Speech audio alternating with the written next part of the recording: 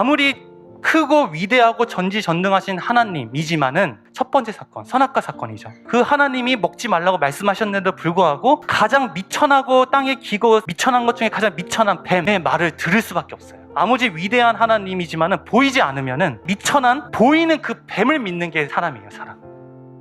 아담이 선악과를 따먹을 수가 없습니다. 원래는 절대 따먹을 수가 없어요. 건강한 몸을 가지고 있죠. 선악과 말고도 많은 열매를 먹을 수 있는 환경인데도 불구하고 먹으면 죽는다고 하는데 그걸 굳이 따먹을 수가 없습니다. 근데 목숨을 걸고 먹는 거. 목숨을 걸고 보이지 않는 하나님은 안 믿고 목숨을 걸고 보이는 뱀을 믿는 게 바로 인간이라는 것입니다. 이게 바로 원죄예요, 원죄.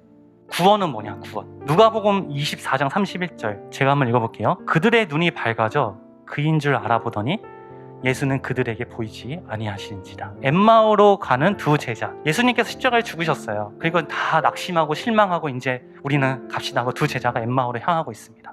근데 그때 예수님이 나타나요. 그들에게. 알아봐요, 못 알아봐요? 처음에는 못 알아봅니다. 그럼 왜 못 알아보죠?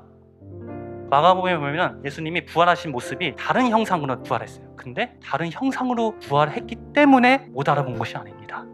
자, 한번 볼게요. 그들의 눈이 가려져서 그인 줄 못 알아보더라. 예수님의 형상이 바뀐 건 아무 상관없어요. 왜 못 알아봤어요? 눈이 가려져서. 원인은 우리한테 있는 겁니다. 환경이 어떻든 간에 부활하신 예수님을 못 알아보는 거는 형상이 바뀌어서가 아니라 눈이 가려져서. 그냥 여기서 눈이 가려졌다는 건 뭐죠? 그들이 장님이었나요? 아니었잖아요. 그들의 신령의 눈이 가려졌기 때문에. 우리 너무나 잘 알죠. 선악과 사건. 따먹기 전에는 발가벗은 모습이 안 보였는데 먹고 나서 보였잖아요. 누가복음 24장 31절 두 제자가 부활하신 예수님을 알아본 게 눈이 밝아져서 알아보게 됐어요. 그럼 이 전 사건이 뭘 거쳤기 때문에 부활하신 예수님을 알아보게 됐을까요? 바로 성찬식이죠. 예수님이 축사하시고 떡을 떼서 떡을 주니까는 그걸 먹고 난 후에 눈이 밝아졌어요. 그 성찬식은 뭘 의미합니까? 예수 그리스도 그 자체가 제자들의 심령 가운데 함께 할 때 그때 내 심령이 중심의 시각으로 바뀌게 돼서 부활하신 예수님을 알아보게 되는 것이죠. 그런데 중요한 게 있습니다. 알아보더니 그 예수가 어디 있어요? 그들에게 보이지 아니하더라. 모르겠어요. 실제로 예수님이 진짜 사라졌는지 아니면 딴 데로 이동했는지 그건 모르겠습니다. 근데 오늘 말씀에서의 초점이 뭐냐면 어쨌든 육의 예수님은 보이지 않다는 거예요. 뭐가 보이니까? 영이시니까 부활하신 예수님의 실체가 보이게 되니까. 뭘로 인해서? 안에 계신 하나님으로 인해서. 그러니까 원죄가 해결이 되는 것입니다. 모든 인간은 눈에 보이는 것에 목숨을 걸고 믿을 수밖에 없는 거예요. 무슨 말이냐면 목숨을 걸고 하나님을 믿지 못하는 게 바로 우리입니다. 그러면 우리는 그 하나님을 어떻게 믿어야 되냐?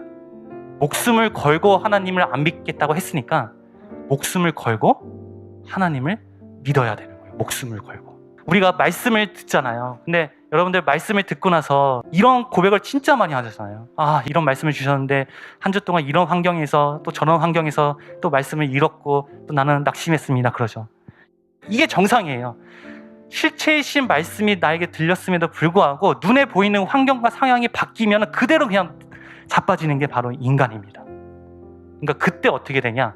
진짜 말씀이 들려왔을 때 혹은 그런 환경이 있을 때 그 말씀에 내가 목숨을 걸고 말씀을 붙잡아야지 진짜 예수님을 경험을 하게 되는 것입니다. 필사즉생이라고 하죠. 진짜 내가 죽어야지 진짜 내 목숨을 걸고 하나님을 믿겠습니다. 목숨을 걸고 이 말씀만 나의 실체이고 생명입니다 라고 우리가 도전하고 나아갈 때 진짜 하나님의 형상을 회복할 수 있는 우리가 됩니다. 그런 우리가 되기를 간절히 원합니다.